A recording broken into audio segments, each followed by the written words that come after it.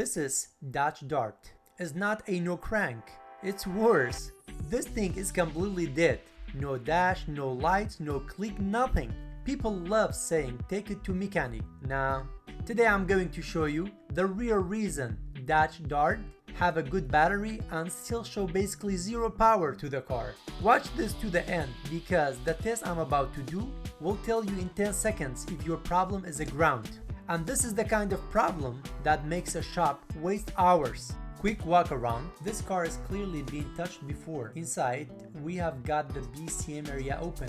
And look, a fuse is missing. That tells me somebody was chasing electrical issues already. Under the hood, power distribution center, PDC, battery right here, and this is where people get fooled. Look at this negative terminal. I can wiggle it. That's already suspicious. And on the positive side, we are going to check that too. Now watch this. I'm not guessing. I'm not throwing parts. We are going to prove what's wrong with the meter. Black lead on the battery negative, red lead on the battery positive. Battery looks solid. We are reading around 12 volts. So if the battery is good, why is the car dead? Good question. Here's the money test. I leave the red lead on the battery positive, and instead of using battery negative as my ground, I move my black lead to the engine block. Look at that. The voltage collapses. I'm seeing around 2 to 3 volts. That's insane. Now I move the black lead back to the battery negative and boom, it comes right back to 12 volts or so. That means the battery is not the problem. The car's ground path is the problem. We are going under the car. Jack it up safely. There's a plastic underbody shield. It's held by a bunch of 8mm bolts. Now look right there. There is the ground cable path. It ties battery negative to the chassis and the negative blocks. And there it is, green crusty corrosion. That's copper sulfate or oxidation. That's basically insulation. That connection is not making clean metal to metal contact. This is why the meter test dropped to 3 volts. This car is trying to ground through junk. I'm showing you every bolt you need to remove because people always miss one and then they fight the shield from 10 minutes. 8mm, pop them out, set them aside, shield comes down.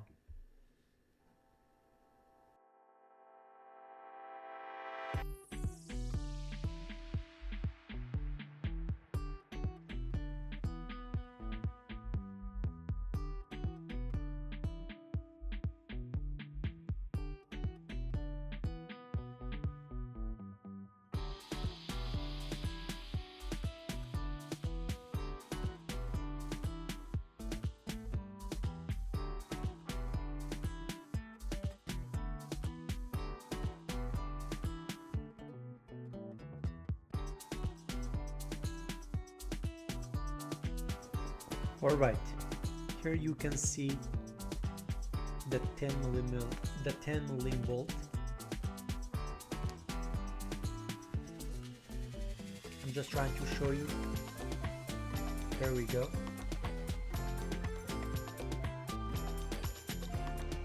And that's the second one, which is the last bolt. Here are the sizes you need.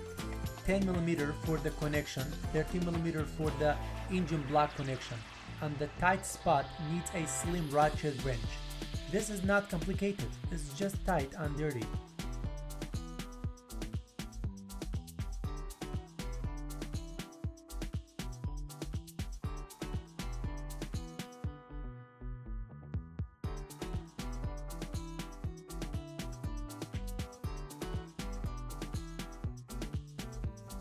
Alright, that's the first connection I'm removing.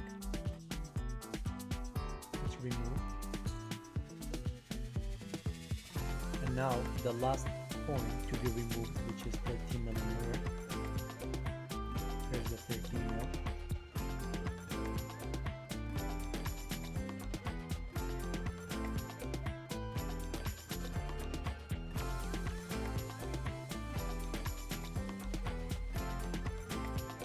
It's a little bit tight, so you have to work it out.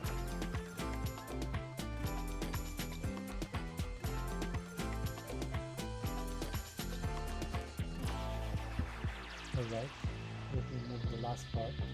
Let's try to see if it actually sparks. It's not a good, thing to do, but it doesn't probably hurt. You see it sparks? And before I fully loosen everything, I'm protecting the system. Battery gets disconnected so we don't accidentally short anything while we are wrenching. Now the fix. And this is where people either do it right or the car comes back in 3 weeks. Wire brush on a drill, clean the terminal until it's shiny metal.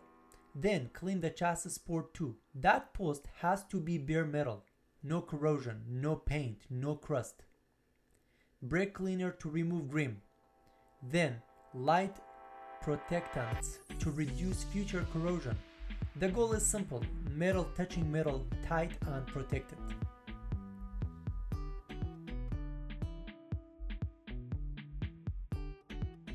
Now I am removing the ground from the chassis post. And here's the part everybody hates. The plastic clips up top. You squeeze it, you pull it through. And yeah, it fights you. That's normal. Don't break it. Just work it out. Alright, I had to get the battery out. And here's the plastic tab that I was talking about. You have to squeeze it with pliers. It's not that complicated, but of course you don't want to break it. You just squeeze it.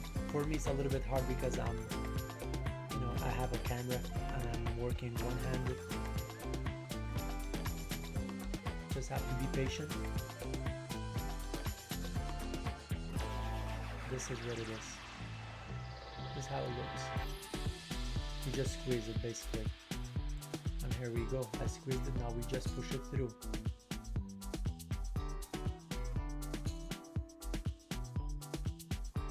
And that's good. Underneath, the cable is routed around the wiring, so you've got to snake it out. Take your time, don't yank it and rip it stuff.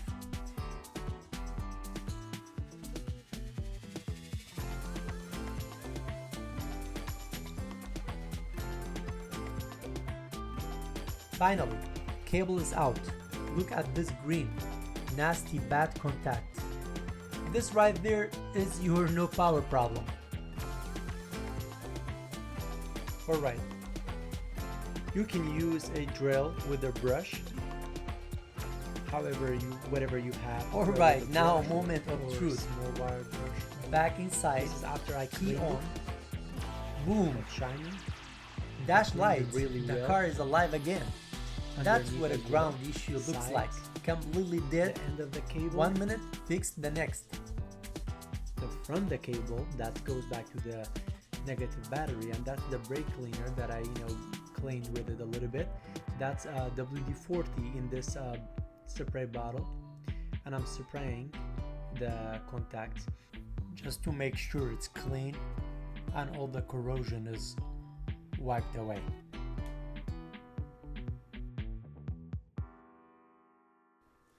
Now we route the cable back exactly how it came out. Clip goes back into the spot so it doesn't get rubbed or hung. Under the car, terminal goes back into the chassis post.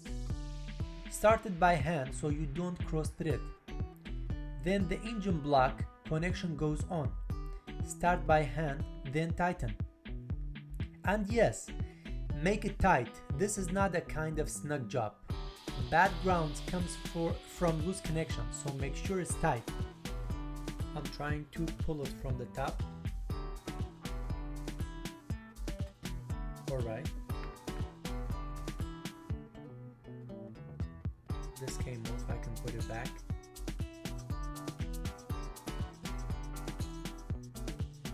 We should put the clip back. I'm trying to do that, but it's hard in one hand. Okay, I put the clip back on its place. This is good. This is how it looked like. Here you go. Alright, we put the 10 mil back in there.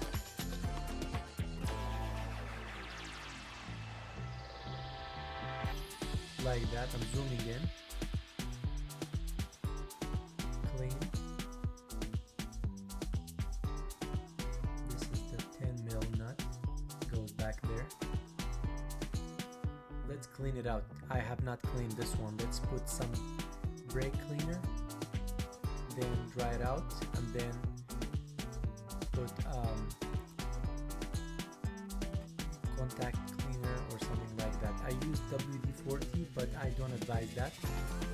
It's not bad, but basically the contacts area like a dry connection. Then on that you can use electrical grease, things like that on the outer side.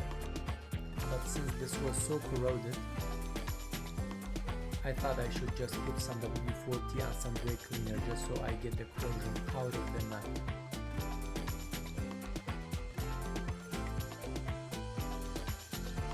Alright, get something that slim so you can get there. It's a little bit tight out there. Make sure it's very tight. And then finally we get this, we clean this 13 mil bolt. We bolt the end of the cable to the engine block.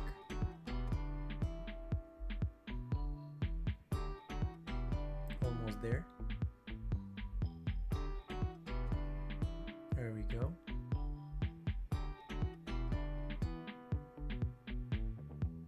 Now we get the 13 mil socket to tighten it up. Here's 13 mil.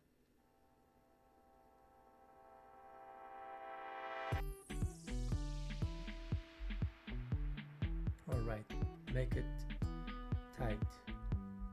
There you go. We are done underneath.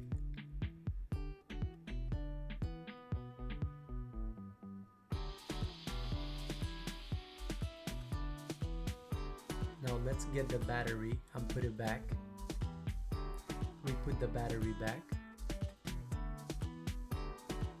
And then we put the 13 mil nut back into the terminal, the negative part to the terminal, and make it super tight.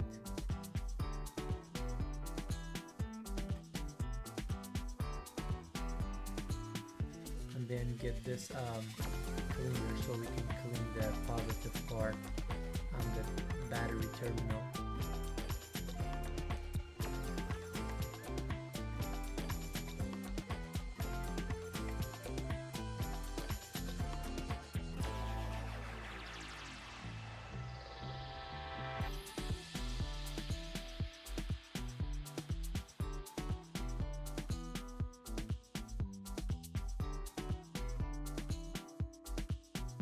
While we are here, I am cleaning the battery terminal too.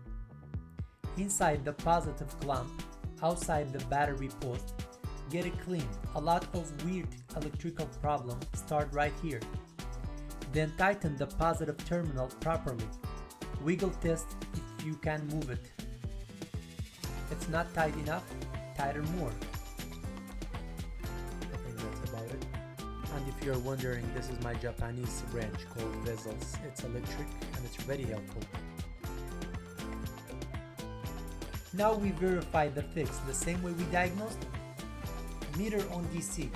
You can push the cell to change it to DC, not AC.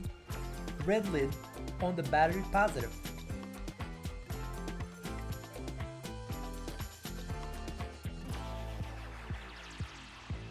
Then put the black lid on the battery negative. And then we've got about 12 volts, that's good. Now the real test, black lid to the engine block. And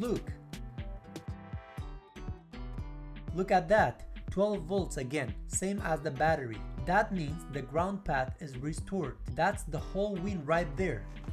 Alright, now we are inside the car and we turned on the ignition. Voila, it's working and the car is working. So what's happening? The starter, the BCM, the fuses, Everything needs a complete circuit. Power has to go out and it has to come back through grounds. If grounds cable is corroded, loose, or broken, the car acts like has no battery even when the battery is fine. This is one of the most common ghost problem on a car that had prior work. So if you've got a Dodge Dart that's completely dead, no dash, no lights, no crank, and your battery tests good, do the test I showed you. Red lit on the battery positive, black lit on the engine black. If your voltage drops like crazy, your ground cable or ground connection is bad. Clean it, tighten it, protect it, and verify it with the meter. If this saves you a tow or saves you hours of guessing, hit like, subscribe, and comment ground fix so I know this video helped you. And if you want more real diagnostics like this, I am posting the exact step-by-step fixes that shops charge big money for.